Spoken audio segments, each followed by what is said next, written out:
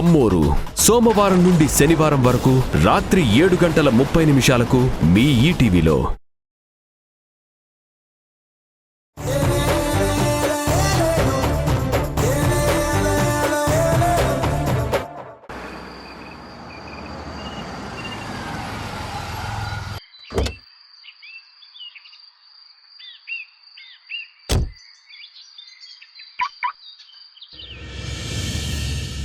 ఇదిగోరా మంచినీళ్ళు సాగు. ఏంట్రా అలా చూస్తున్నావు? నువ్వెప్పుడు బయటికెళ్ళొచ్చినా మీ అమ్మ నీ చేతికి మంచినీళ్ళ గ్లాస్ ఇచ్చి ఆ తర్వాతే కాఫీ అందించేది.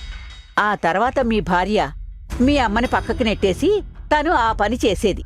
ఇప్పుడు మీ అమ్మ కాకుండా భార్య కాకుండా నేనొచ్చి మంచినీళ్ళు అందిస్తున్నానేంటా అని చూస్తున్నావా? అదేం కాదమ్మమ్మా. అమ్మకెలా ఉంది?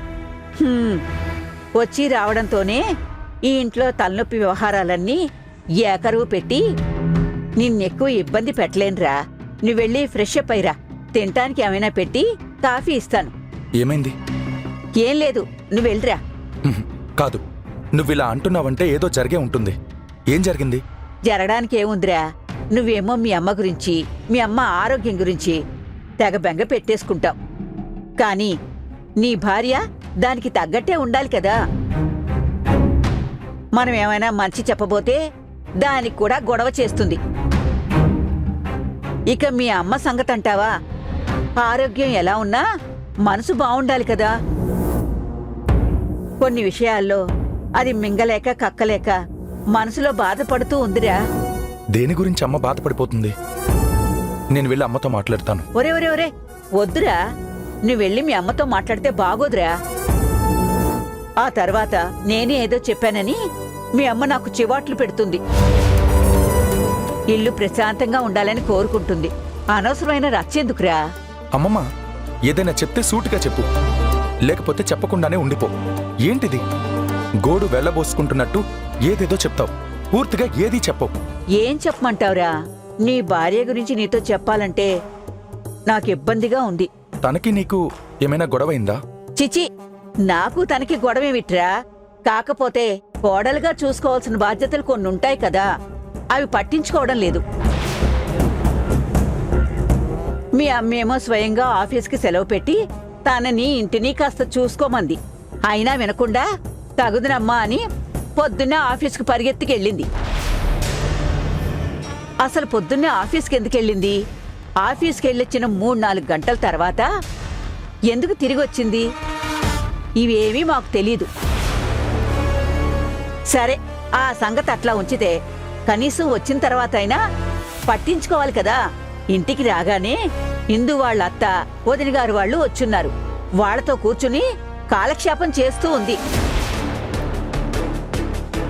ఇంక వాళ్ళు వెళ్ళాక ఇప్పుడేదో పుట్టింటిని ఉద్ధరించడానికి రెడీ అవుతుంది. వచ్చిన తర్వాత అసలు ఈ రోజు మొత్తం మీ అమ్మని పట్టించుకున్న పాపాన పోలేదురా. నాకా వయసైపోతుంది, ఎంతకని పరిగెత్తి చూడను. ఇంట్లో పనివాళ్లతో చేయించుకునే పనులైతే చేయించుకోవచ్చు. తనకి కాస్త తిండి పెట్టడానికి, ఆ ఎక్సర్సైజులు అవి చేయించడానికి, ఆ మందు మాకులు ఇవ్వడానికి కాస్త చదువుకున్నోళ్ళు, తెలిసినోళ్ళు, దగ్గరోళ్ళు ఉంటేనే కదా బావుంటుంది. ఏమిటోరా, నీ భార్య పద్ధతి నాకు అస్సలు నచ్చలేదు. ఈ సమయంలో పుట్టింటిని ఉద్ధరించడానికి ఎందుకని రెడీ అవుతుందో నాకు అస్సలు అర్థం కావడం లేదు.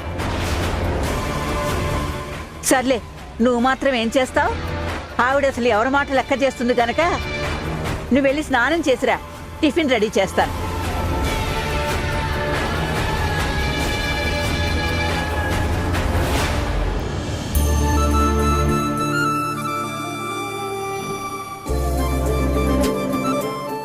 Good evening. వచ్చేసారా? కాఫీ తాగారా? ఉండండి, 5 minutes లో కాఫీ తెచ్చిస్తాను.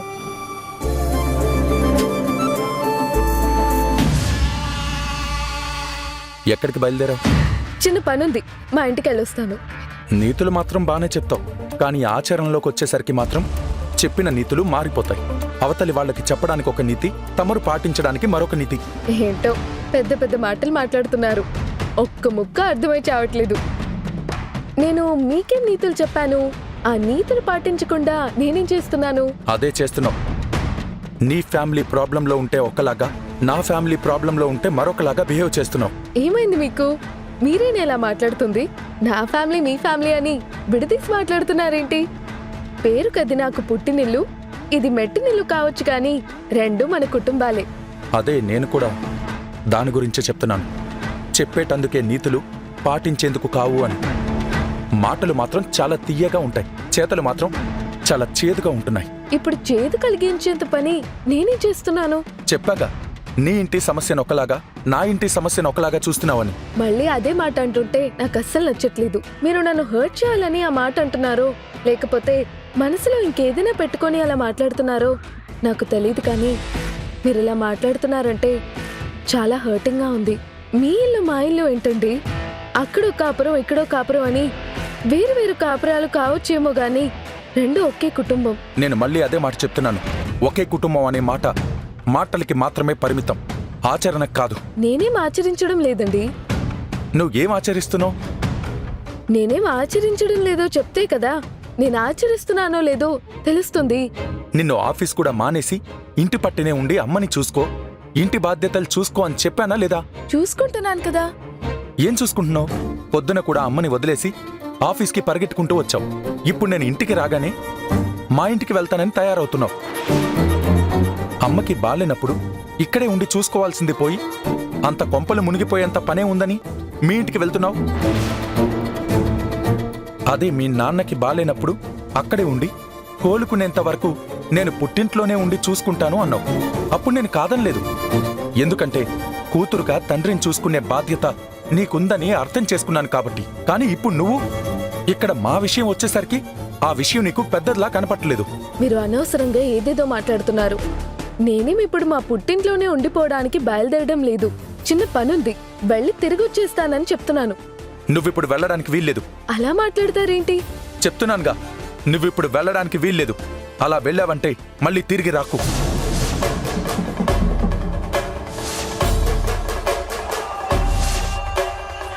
ఏం మాట్లాడుతున్నారో తెలుస్తుందా మీకు?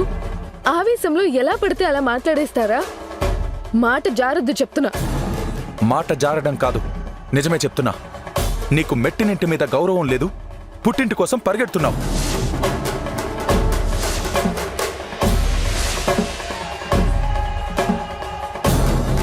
ఇదిగోండి, మీరు మనసులో ఏదో పెట్టుకొని మాట్లాడుతున్నారు.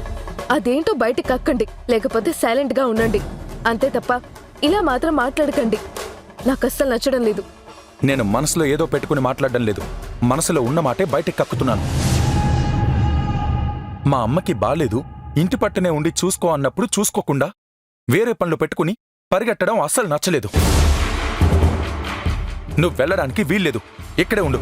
నా మాట మేరడానికి వీల్లేదని చెప్తున్నా. మీరు ఆఫీస్లో ఉద్యోగులందరినీ మీ ఆజ్ఞలతోటి మీ కనుసన్నల్లో పెట్టుకొని పని చేయించుకోవాలని చూస్తారు.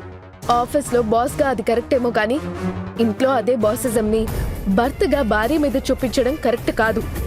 ఆఫీస్ వేరు, కాపురం వేరు. నువ్వు నాకు లెక్చర్లు ఇవ్వకు. నాకు తెలుసు బాస్గా ఎలా ఉండాలో, భర్తగా ఎలా ఉండాలో. ఆఫీస్ని, కాపురాన్ని రెండుగా ఒకటి చేసి నువ్వు తెలివితేటలతోటి మాట్లాడుకో. నువ్విప్పుడు వెళ్ళడానికి వీల్లేదని చెప్తున్నాను, అంతే. ఎందుకలా కోప్పడుతున్నావు? వెళ్ళకూడదని చెప్తున్నాను కదా, వెళ్తే తిరిగి రాకు. మీరు చాలా చీప్గా మాట్లాడుతున్నారు. ఏంటి చీప్గా మాట్లాడుతున్నానా? అవును, నా మనసులో మీ స్థాయి స్థానం వేరు. దయచేసి ఆ స్థాయి స్థానం దిగజారిపోయేటట్టు మాట్లాడకండి. నాకు అది అస్సలు నచ్చలేదు. నేను చెప్పేది నీకు అనుకూలంగా లేకపోతే ఇలాగే మాట్లాడతావులే. నువ్విప్పుడు వెళ్ళడానికి వీల్లేదు. నేను వెళ్తాను. వెళ్ళకూడదని చెప్తున్నానుగా. చూడండి, మీరు నన్ను వెళ్ళొద్దు అనడం మానేయండి. అక్కడ నాకు పనుందని చెప్తున్నాను. ఎంత ముఖ్యమైన పని కాకపోతే వెళ్తానన్నానో అర్థం చేసుకోండి. నేను చెప్పాక కూడా నువ్వు వెళ్తానంటే వెళ్ళు, మళ్ళీ తిరిగి రాకు. తిరిగి రాకు అని చెప్పడానికి మీకేం రైట్స్ ఉన్నాయి? నేనేం మీకు చెప్పకుండా వెళ్ళట్లేదే. ఎందుకు ఇలా టిపికల్ హస్బెండ్ లాగా బిహేవ్ చేస్తున్నారు? మీరు వెళ్ళకూడదంటే వెళ్ళకూడదు, వెళ్ళమంటే వెళ్ళాలా? నేనేం బలాదూర్లు తిరగడానికో షికార్లు చేయడానికో వెళ్ళడం లేదు. మా ఇంట్లో పనుందని చెప్తున్నాను. వెళ్ళి పని చూసుకొని వస్తాను. వెళ్తే రాకూడదని చెప్తున్నానుగా. అది చెప్పడానికి మీకు రైట్స్ లేవని కూడా చెప్పాను. ఇది మీ ఇల్లు మాత్రమే కాదు, నా ఇల్లు కూడా. ఇది మన ఇల్లు. మీకు ఇక్కడ ఎన్ని హక్కులు అధికారాలు ఉన్నాయో నాకు కూడా అన్నీ ఉన్నాయి. నేను ఈ ఇంటి కోడల్ని, మీ భార్యని. మీరు మర్చిపోయినట్టున్నారు. ఇదిగోండి, ఇది నా మెళ్ళ ఉన్న తాళి, మీరు కట్టిందే, గుర్తుందా? ఈ విషయం వెంటనే దేవకికి చెప్పాలి. గుర్తుండే ఉంటుందిలే. తాళి కట్టానని, మీరు చెప్పినట్టు పడుండాలని ఎక్స్పెక్ట్ చేస్తున్నారు. నేను తప్పు చేస్తే పడుంటాను గాని నేను తప్పనిసరి పరిస్థితుల్లో మా ఇంటికి వెళ్లాల్సి వస్తుంది. వెళ్తున్నాను, పని చూసుకొని తిరిగి వస్తాను. చెప్పాను కదా నువ్వు వెళ్తే తిరిగి రాకూడదని. వస్తాను, అది మీకు చెప్పడానికి ఏ రైట్స్ లేవు.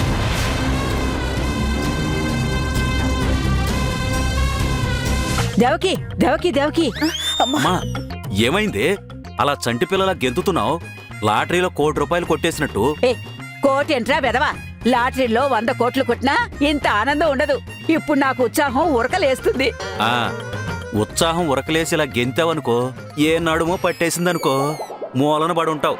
వయసును గుర్తుపెట్టుకో. ఒరే గాడిది కొడక, అంత వయసు ఏమైపోయిందిరా నాకు? ఏదో 14 ఏళ్లకే పెళ్లి చేశారు కాబట్టి అడ్డగాడిదిలాగా నువ్వు ఇలా ఎదిగిపోయావు. లేకపోతే నాకు ఈ పాటికి ఏ కాలేజీకి వెళ్లే కొడుకో కూతురో ఉండేది. ఆహా, ఏం కవర్ చేస్తున్నావే? చా నోర్మి. ఏమైందమ్మా? మన రొట్టె విరిగి నేతిలో పడింది దేవకి. మన పథకం ఫలించింది. నువ్వు చెప్పినట్టే అంతా జరిగింది. ఆ మధు పుట్టింటికి వెళ్లడం గురించి మనం నూరిపోసిన మాటలు వాడి మీద బలంగా పనిచేశాయి.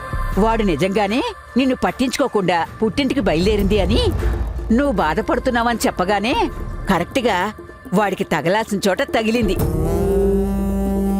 నీ మీదున్న ప్రేమతోటి ఆ పిల్ల మీద నా అక్కసు మొత్తం వెళ్ళగక్కేశాడు. ఇద్దరూ మామూలుగా దెబ్బలాడుకోలేదు దేవకి.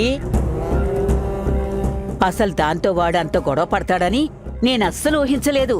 నువ్వసలు గడప దాటి మీ పుట్టింటికి వెళ్ళావంటే మళ్ళీ గడప తొక్కటానికి వీల్లేదన్నట్టు మాట్లాడేశాడు తెలుసా? నిజమా? అవును దేవకి.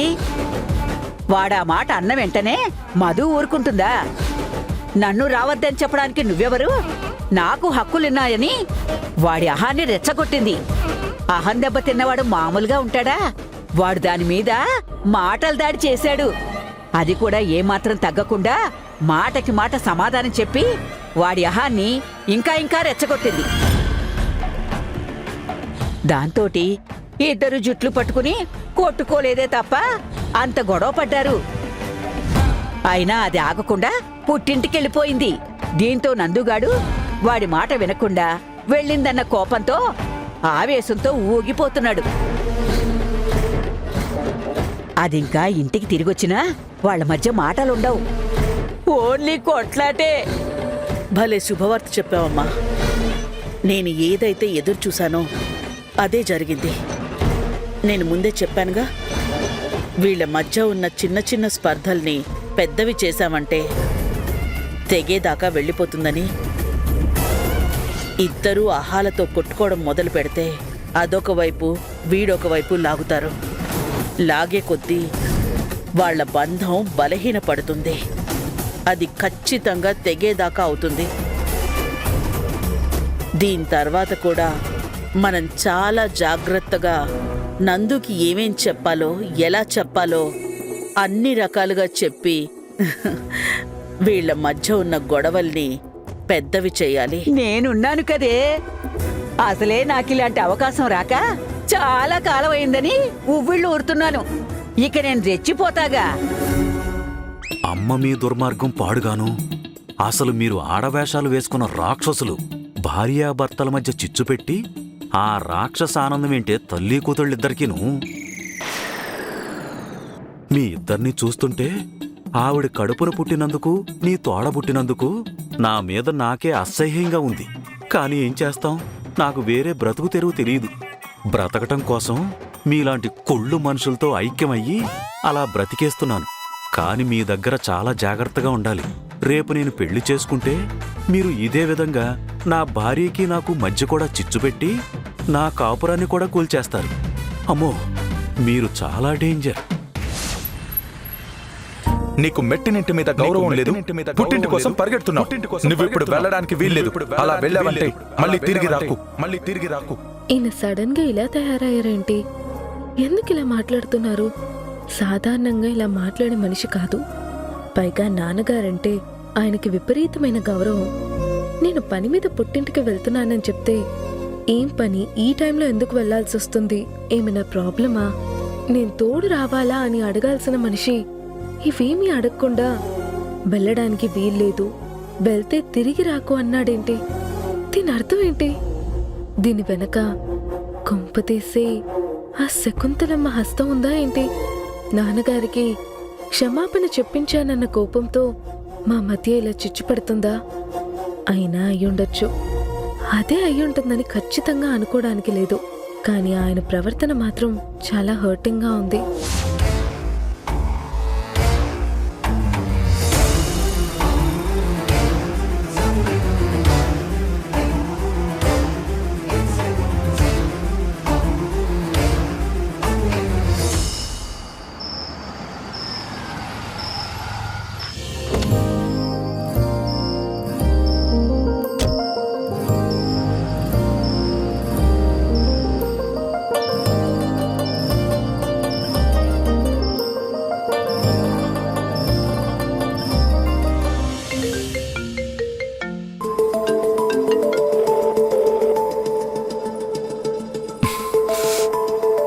ఎందుకు చేస్తుంది ఈవిడ? మామూలు పొగరు కాదు. పుట్టింటి కోసం అలా పరిగెడుతుంది. ఇంటి పట్టు నుండి అమ్మని చూసుకోవాలంటే అంత కష్టమైపోయిందా తనకి? పైగా మాటకి మాట ఎదురు సమాధానం చెప్తుంది. అసలు ఏమనుకుంటుంది? మొగుణ్ణనే విలువ లేకుండా పోయింది.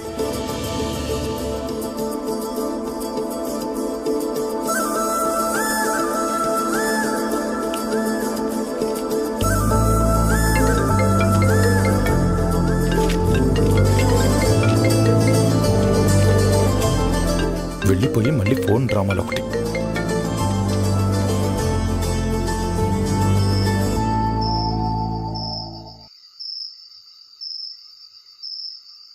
నేనిక్కడికి రీచ్ అయిపోయాను. ఇక్కడ పనవ్వగానే బయలుదేరి వచ్చేస్తాను.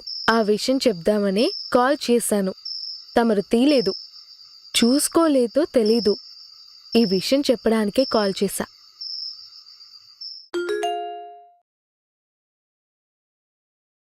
ఈవిడ గారు వాయిస్ మెసేజ్ చేశారేంటి? నేనిక్కడికి రీచ్ అయిపోయాను. ఇక్కడ పనవ్వగానే బయలుదేరి వచ్చేస్తాను. ఆ విషయం చెప్దామనే కాల్ చేశాను. తమరు తీలేదు, చూసుకోలేదో తెలీదు. ఈ విషయం చెప్పడానికే కాల్ చేశా.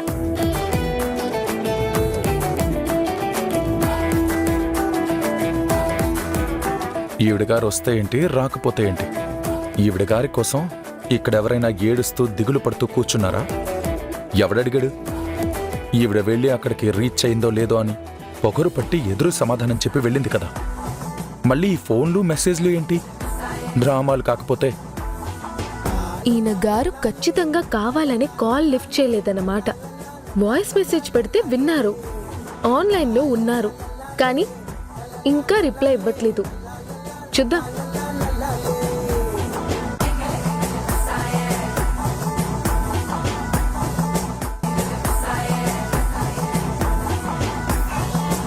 ఓహో, ఈయన గారు కనీసం మెసేజ్కి కూడా రిప్లై ఇవ్వరన్నమాట. ఏదో గొడవ పడ్డాం. భార్యాభర్తలన్నాక గొడవ పడకుండా ఉంటారా? కనీసం బయటికి వెళ్ళింది. ఈ టైంలో ఎలా వెళ్తుందో ఏంటో, అసలు ఎందుకు వెళ్ళిందో, ఏ ప్రాబ్లంతో వెళ్ళిందోనని అడగచ్చు కదా మెసేజ్లో. సరే, నా మీద పీకల దాకా కోపం ఉంది అనుకుందాం. కనీసం నేను పంపిన వాయిస్ మెసేజ్కి ఓకే అని రిప్లై పెట్టొచ్చు కదా. ఆ మాత్రం రిప్లై కూడా పెట్టరా అయినా? అంతహమేంటో చెప్తా. మళ్ళీ మెసేజ్లు పెడుతున్నట్టుంది. ఎక్కడికెళ్ళినా ప్రశాంతంగా ఉండనివ్వదు, టార్చర్ పెట్టేస్తుంది. Thank you for not replying. Thank you for not రిప్లైయింగా? ఇచ్చుడు కావాలని చేస్తుంది. థ్యాంక్స్ ఫర్ నాట్ రిప్లైయింగ్ అంట. మామూలు పొగరు కాదు దీనికి. ఆయన గారు మెసేజ్ చూసుకున్నారు. కనీసం దీనికైనా రిప్లై ఇస్తారో లేదో. అంత అహమేంటి భార్యతోటి? Thank you for not replying అంటే నేను రిప్లై ఇస్తాననుకుంటుందా? చచ్చినా ఇవ్వను. అసలు ఆవిడ గురించి నేను పట్టించుకోను. ఆవిడెవరో నేనెవరో.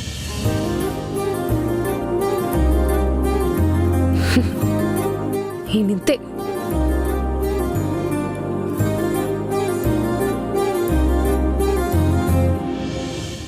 నాన్నతోటి 6 నెలలు తనతోటి కాపురం చేసి తన మీద నాకు ఎలాంటి ఇష్టం ఏర్పడలేదు. భర్తగా నాకు తన మీద ఎలాంటి ఫీలింగ్ ఉండదని చెప్తానన్నా. ఇప్పుడే క్లియర్గా తెలిసిపోయింది నాకు. ఇలాంటి బాపతితోటి మనం అస్సలు బతకలేం. ఈవిడి గారితోటి మనం అస్సలు కాపురం చేయలేం.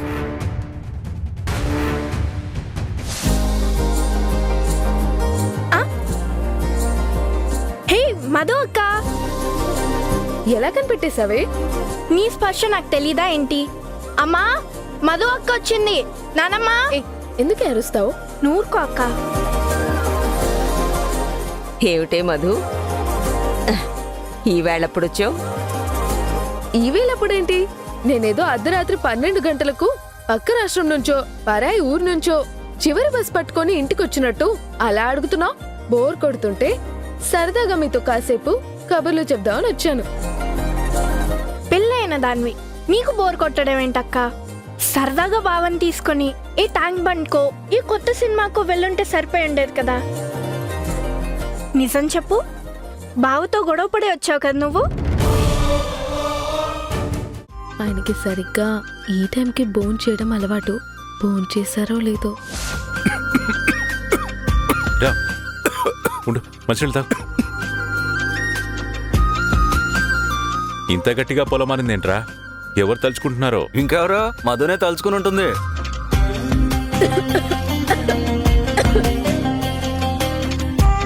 వీళ్ళ ఆయన అక్కడ బోన్ చేస్తూ బాగా తలుచుకున్నట్టున్నారు. మిస్ అవుతున్నాడక్క బావ నిన్ను.